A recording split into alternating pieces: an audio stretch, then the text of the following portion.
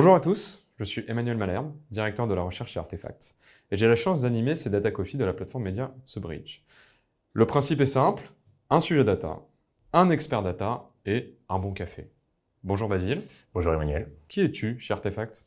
Alors, donc moi je m'appelle Basile Marmois, je suis consultant data chez Artefact et j'occupe essentiellement des rôles de product owner chez nos clients. Donc je travaille sur des cas d'usage d'IA et notamment d'IA générative.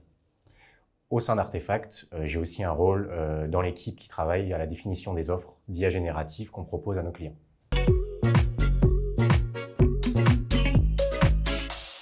J'ai vu passer un livre blanc sur l'IA générative, est-ce que tu peux nous en dire un peu plus? Alors, tout à fait. On a travaillé récemment sur une étude sur le marché de l'IA générative, vraiment l'écosystème, les solutions qui existent et la position des entreprises par rapport à cette technologie. Et donc pour ça, on a conduit une étude assez large. On a discuté avec une soixantaine de clients et pour une partie d'entre eux, on a mené des entretiens en profondeur pour vraiment comprendre leur position, ce qu'ils pensaient du sujet, comment ils appréhendaient l'évolution, la transition vers l'IA générative. Et ça a effectivement pris la forme, in fine, d'un livre blanc. Donc, on a publié en partenariat avec Google. Est-ce que tu as des résultats clés à nous partager de ce livre blanc? Alors, tout à fait. J'en ai quelques-uns. Je dirais que un des premiers sujets qui ressort de cette étude et qui est très intéressant, c'est la maturité des entreprises. L'IA générative, bon, on le sait, on est sur une technologie qui est très récente, mais on a eu une vitesse d'adoption qui a été extrêmement rapide. On n'a jamais vu ça dans l'histoire, que sur les autres technologies. Mais ça, on parle du grand public. Ce qu'on a vu, nous, c'est que même au sein des entreprises, l'audience et la vitesse d'adoption étaient extrêmement rapides. Et si c'est normal, on a encore peu de cas d'usage qui sont à un niveau d'industrialisation en production qui tourne, je dirais, de manière autonome. La majorité des entreprises, presque 90% des personnes avec lesquelles on a discuté, à minima, travaillent sur le sujet de l'IA générative, a réfléchi aux cas d'usage qui pouvaient être mis en place, a réfléchi à la manière d'intégrer l'IA générative dans la roadmap long terme, à la façon dont ça pouvait modifier des projets existants. Et beaucoup d'entre eux ont même déjà commencé les explorations un peu plus techniques, où ils travaillent sur des cas d'usage précis pour essayer de démontrer la valeur de l'IA. Et ce point-là, il est extrêmement intéressant parce qu'on voit que ça va très vite d'une part. Et ce qu'on a vu aussi, c'est que ça vient probablement du fait que du niveau de performance qu'on atteint et des capacités de la technologie. Quand on parle notamment des profils plus techniques de type CDO ou CDO d'entreprise, beaucoup nous ont mentionné des cas d'usage un peu rêvés, entre guillemets, qu'ils avaient imaginés il y a 10, 5 ans, mais qui étaient inatteignables à l'époque, vu l'état de la technologie, qu'on parle de modèles de machine learning ou de NLP par exemple. Et aujourd'hui, on peut le faire. Et c'est un peu cette dimension de cas d'usage rêvé qui, je pense, aussi a fait qu'on a un engouement aussi fort aujourd'hui dans les entreprises sur l'IA générative, en tout cas chez nos clients.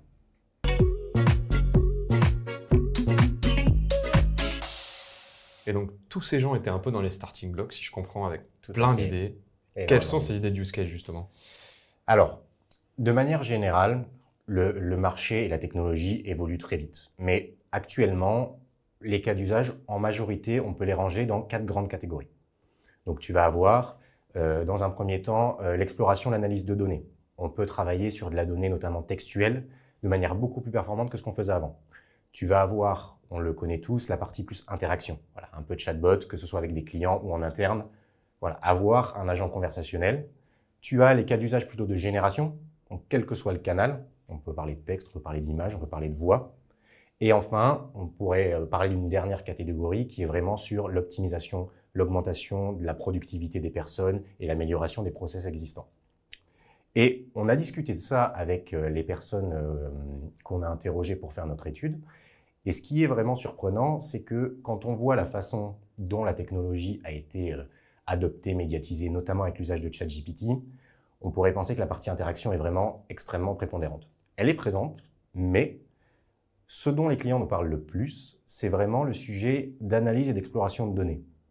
Tout le monde est vraiment conscient du potentiel sur le fait de pouvoir analyser, comprendre, générer des rapports sur des quantités de données non structurées extrêmement vastes, que ce soit des données propriétaires de l'entreprise ou des données du web. Et c'est vraiment la catégorie qui est remontée le plus souvent. et ensuite éventuellement pouvoir générer des visuels, de la BI sur ces infos-là. Bien sûr, la partie interaction, chatbot, on en parle énormément. Tous les clients sont conscients que c'est un sujet qui est important. Et la position qu'ont beaucoup d'entre eux, et qui est assez intéressante sur ce sujet-là, est que pour eux, sur la partie interaction client, les chatbots d'IA générative, ça va positionner un peu un nouveau standard. Dans le sens où les consommateurs vont s'habituer à avoir un chatbot extrêmement performant, disponible 24 heures sur 24, 7 jours sur 7. Et forcément, ça crée pour les entreprises, entre guillemets, une obligation de suivre le mouvement pour pouvoir être au niveau des attentes des consommateurs. Donc ce sujet-là n'est vraiment pas négligé. Mais il est très intéressant de voir que la partie exploration de données prend le pas, en tout cas d'un court avantage, sur la partie interaction chez les personnes avec lesquelles on a discuté.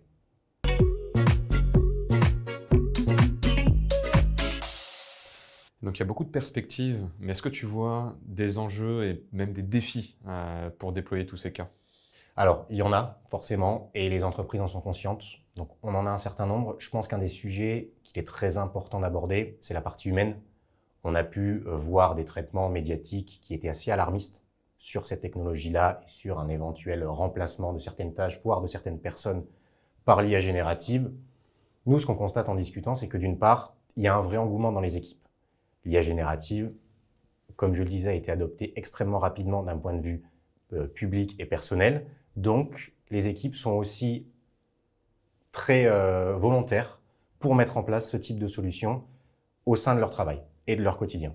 Ça, c'est un premier point. Et si on parle plutôt de stratégie d'entreprise sur le long terme, on voit vraiment que l'objectif des entreprises n'est pas de faire la même performance avec un humain augmenté et donc de diminuer la masse salariale. L'objectif est vraiment de proposer un outil aux équipes et de faire mieux, de faire plus avec les mêmes personnes. Et ça suppose aussi qu'il faille mettre en place des programmes d'acculturation, des changements opérationnels et organisationnels. On va devoir entraîner les équipes, leur donner les bons outils, leur expliquer comment ça fonctionne et aussi acculturer les personnes à cette question de risque, à ces inquiétudes, pour que la transition se passe de la meilleure manière possible à tous les niveaux de l'entreprise. Maintenant, tu parlais d'enjeux, on a aussi des sujets plus techniques. Donc, nous, dans nos discussions qu'on a eues avec les entreprises, ce qu'on voit qui ressort énormément, c'est vraiment la partie protection des données. Quand je dis protection des données, c'est les données personnelles, que ce soit des clients ou des employés, mais aussi les données propriétaires de l'entreprise. La plus grande peur, puisque les gens savent comment fonctionnent les modèles, comment on les entraîne, c'est que des données propriétaires de l'entreprise soient réutilisées pour entraîner les modèles. Et vu qu'on parle de modèles d'IA générative, qu'on retrouve tout ou partie de ces données dans les outputs du modèle ailleurs. C'est vraiment la plus grosse crainte. Et sur ce sujet-là, ça pose forcément des questions de partenariat avec les fournisseurs de modèles, que ce soit les très gros ou des fournisseurs plus petits qui se développent maintenant, voire avec l'open source, et aussi des questions de législation. Ce qu'on voit, c'est qu'actuellement, la législation elle est en construction, le sujet est très nouveau, ça va prendre du temps, mais il y a beaucoup d'initiatives qui sont en cours, et forcément, donc, le marché va évoluer, on suit ça de près, et ces sujets-là seront sans doute traités, que ce soit au niveau des entreprises ou au niveau plus étatique et législatif.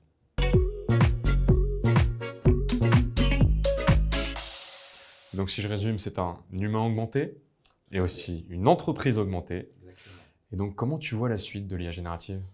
Alors, c'est vrai que le marché évolue très vite. On est quand même sur une technologie assez jeune, ça bouge beaucoup et ça peut effrayer. Mais ce qu'on voit, c'est qu'il y a énormément d'opportunités, énormément de perspectives. Et c'est vraiment très excitant quand on travaille dans ce sujet-là de voir le marché bouger, d'imaginer ce que ça va être les cas d'usage dans 6 mois, parce qu'il est absolument certain qu'ils seront différents de ce qu'on fait aujourd'hui.